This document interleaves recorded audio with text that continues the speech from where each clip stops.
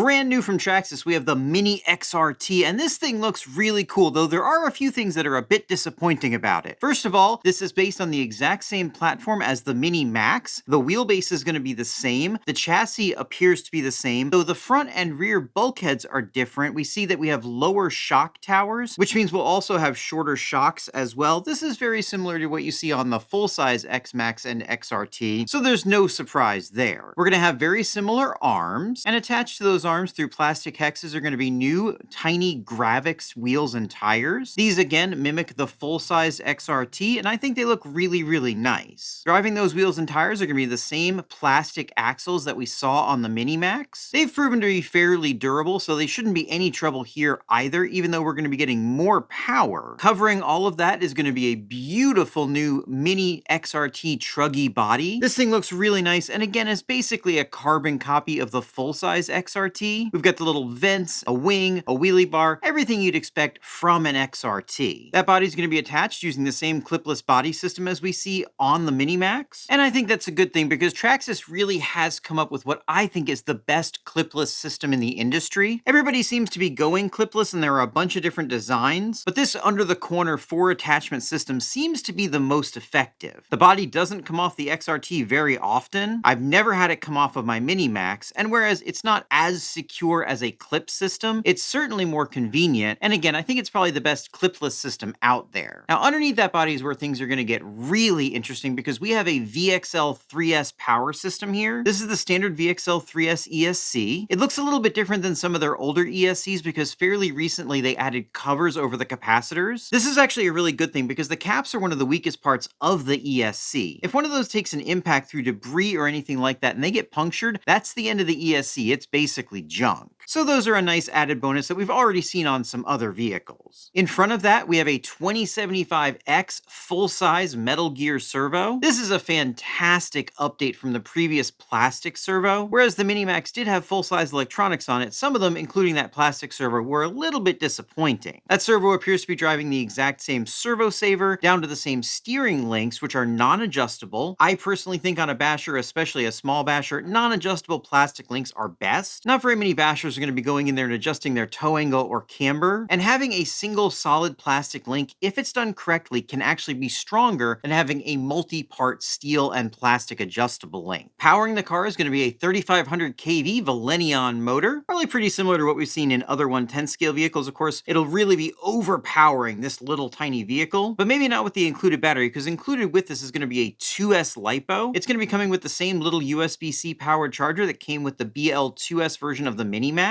This ESC and motor are going to be 3S compatible, and they're claiming 55 plus miles an hour with 3S, but I'm a little skeptical of that because we have the same front and rear differentials that we got in the previous Mini Max. That means instead of having bevel gears in the differential, we're getting those planetary gears, and people have had a lot of problems with those planetary gears with more power. The VXL 3S system provides quite a bit of power, especially for something like this, so I'm curious to see how they're going to hold up. Of course, if you want to see me do a full teardown of this car and see how they handle some serious bashing, make sure you get subscribed because we're going to get one of these pre-ordered and get it here very, very soon. Fortunately, to protect that front and rear weaker differential, we do have a nice center differential now. This is the plastic cased version, not the aluminum cased version, but having a center differential in the car allows power to bleed off between the front and rear and really helps protect the drivetrain, and is probably the best upgrade they've made to this car. One thing they didn't upgrade is the center drive shaft. We have the same plastic center drive shaft. I'm not too worried about this because on my Mini Max, my plastic center drive shaft actually broke the input on my front differential. Those inputs don't appear to be updated, so we might be seeing broken pieces there as well. Of course, that's not guaranteed. Under the hood, there could be some material updates to these differentials, which might make them stronger. Again, that's something we're just going to have to find out. Controlling all of this is going to be the Traxxas TQI radio system. This is a big step up from the TQ radio system that came in the Mini Max, and it adds things like stability control and a lot of adjustment, which will be good on this small car. Unfortunately, that TQI receiver is going to be in the same receiver box that we saw on the Mini Max, and whereas it claims to be waterproof, its waterproofing is done with a foam gasket around the receiver, and the receiver itself is actually the bottom of the receiver box. This does not seal it off well at all, and I wouldn't consider it to be waterproof. Handling suspension are going to be basically the same Ultra shocks that we saw on the Mini Max. These seem to hold up fine on the Mini Max, though the suspension performance of the Mini Max wasn't great, and I'm hoping some retuning with lower shock towers, different tire tires, maybe some different fluid in the shocks will help the XRT work better than the Minimax did on the rough stuff. Again, we're just gonna have to wait and find out on that. Looks like the Minimax is gonna be available in the standard complement of Traxxas colors. There's nothing crazy here about the paint schemes, but they do look nice. One thing you might not think is nice is the price. This is $370. That is $120 more than the Minimax, but for that $120, you're getting the full 3S brushless system, you're getting the center differential, you're getting an upgraded servo, and you're getting the TQI radio system. That is quite a bit, and I think it's really gonna transform this car. Is it gonna transform it into a nearly $400 Mini Basher? I'm not sure. That being said, when I get this thing, we're gonna tear it down, and we're gonna bash it, and we're gonna find out together. So make sure you join me for that, and why don't you join me in one of these videos?